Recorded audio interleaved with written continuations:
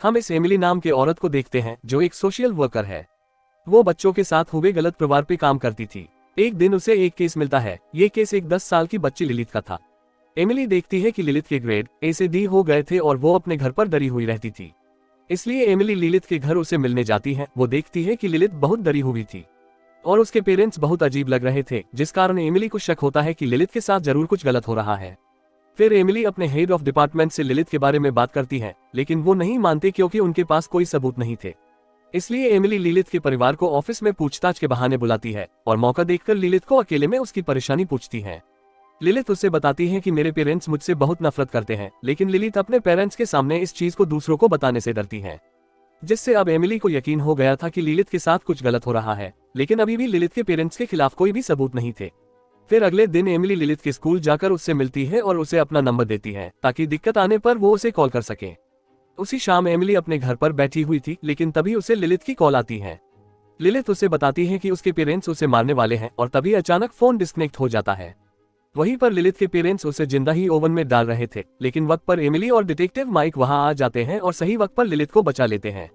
अब लिलित के पेरेंट्स को मेंटली इंस्टीट्यूट में भेजा जाता है क्योंकि उन्होंने जो लिलित के साथ किया वो नॉर्मल नहीं था।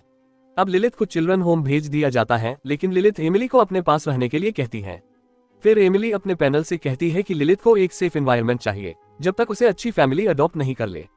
सारे लोग इस बात पर एग्री करते हैं और अब लिलित एमिली के घर आ जाती है। एमिली भी लिलित को अपनी बेटी की तरह संभाल रही थी। अगले दिन एमिली लिलित के वही पुराने घर आती है ताकि वो लिलित की जरूरत की चीजें वहां से ले सके।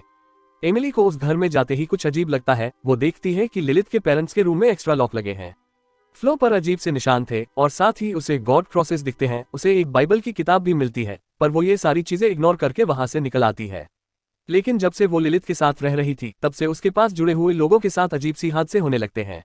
जैसे एमिली के पास एक केस आता है जिसमें एक डिएगो नाम का लड़का अपने सोते हुए माता पिता का खून कर देता है, और जब वे लोग उस डिएगो के घर की तलाशी लेते हैं तब डिटेक्टिव माइक को पता चलता है कि डिएगो के खून करने से पहले एमिली के घर से उसे फोन करा गया था। एमिली यह सुनकर शॉक हो जाती है क्योंकि उसने डिएगो के घर कभी फोन ही नहीं किया था।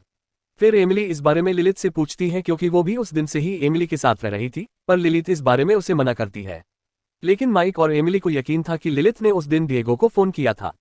फिर एमिली लिलित को लेकर साइक्रेटिक्स के पास आती है। साइक्रेटिक्स भी एमिली का ही दोस्त डग था। वो पूछताछ के दौरान अजीब बातें करती है। वो डग को बताती है कि मुझे किसी भी चीज से डर नहीं लगता सिवाय खुद के।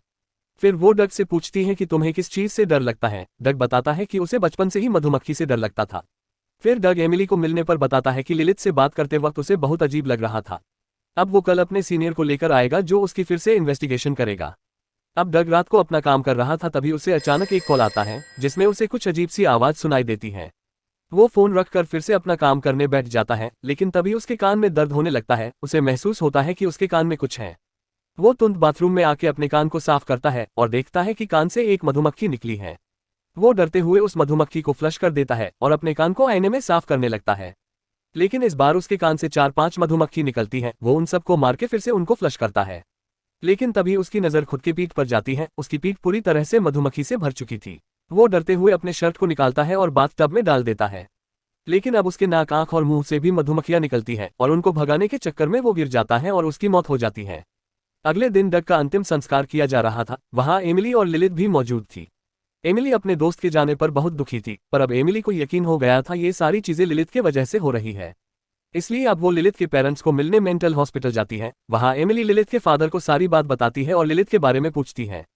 फिर उसके फादर बताते हैं कि वो हमारी ही बेटी है, लेकिन वो एक डिमन है। जब से उसका जन्म हमारे घर हुआ है तब से हमारे परिवार के लोगों की अजीब तरह से मौत हो गई। एक एक करके सारे लोग मारे गए। लिलित सिर्फ अपनी बात मनवानी चाहती है। जब तक तुम उसकी बात मानते रहोगे तब तक वो ठीक रहेगी। लिलित को फ्यूचर भी दिखता है, इस कारण उसे मारना बहुत मुश्किल था। वो बताता है कि उसे मारने का एक ही तरीका है, जब वो सो रही हो तभी उसे मार सकते हैं। इसलिए हम उस दिन लिलित को ओवन में जला रहे थे, पर तुमने आकर उसे बचा लिया। अब उससे छुटकारा चाहिए तो तुम्हें उसे मारना होगा। तब से एमिली लिलित से डरने लगती है, इसलिए वो अपने पैनल से पूछती है कि लिलित के लिए कोई फैमिली मिली, लेकिन अब तक कोई फैमिली नहीं आई थी। लेकिन अब तक लिलित को पता चल गया था कि एमिली उसके पेरेंट्स से जाकर मिली थी, इसलिए वो अपने माँ बाप को अजीब तरीके से मार डालती है।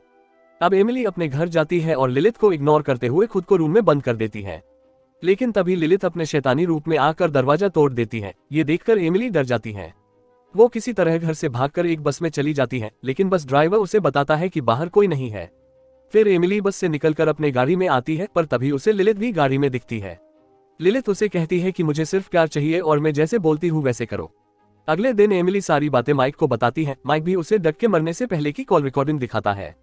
वे देखते हैं कि डग के मरने से कुछ मिनट पहले एक कॉल आया था जो एमिली के घर से ही किया गया था।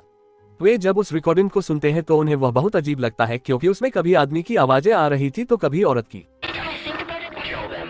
अब माइक एमिली की मदद करने के लिए राजी होता है, इसलिए वो गन लेकर एमिली घर जाने लगता है।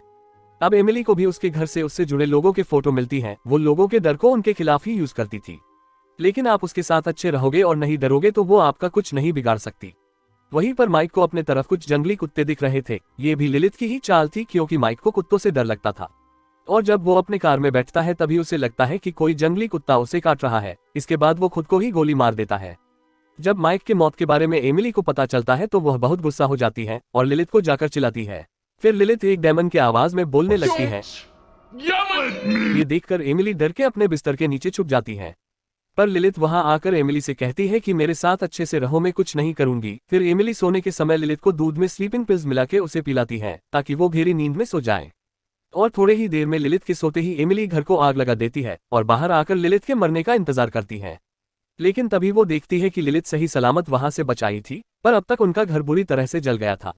इसलिए पुलिस उन्हें किसी दूसरे घर में जाने कहती है। अब एमिली गुस्से में आकर तेज गाड़ी चलाने लगती है, पर एमिली गाड़ी धीरे चलाए इसलिए लिलिथ उसे डराने लगती है। वो एमिली के बचपन की झलक उसे दिखाती है। उसमें एमिली की माँ तेज गाड़ी चला रही थी और बैलेंस बिगड़ने पर एमिली की माँ की मौत हो जाती है। पर एमिली अपने डर को काबू करती है और लिलिथ को कहती है कि तुम मुझे कितना भी डरा लो, मुझे अब डर नहीं लगता, जिससे अब लिलिथ डरने लगती है। फिर एमिली अपनी कार को समुद्र में डुबाती है। अब पानी में लिलिथ अपने असली रूप में आ जाती है और एमिली डिमन को डुबाने लगती है। डिमन भी उसको अपनी तरफ पानी में खींचने की कोशिश करती है, लेकिन एमिली किसी तरह खुद को बचाने में कामयाब होती है और तैरते हुए ऊपर आ जाती है। और वहीं पर लिलिथ की पानी में डूबकर मौत हो गई थी। और अब इस तरह से एमिली उस डिमन से छुटकारा पाती है। अगर आपको वीडियो पसंद आया तो वीडियो को लाइक करें और इस तरह के वीडियो देखने के लिए चैनल को सब्सक्राइब करें। Thanks for watching.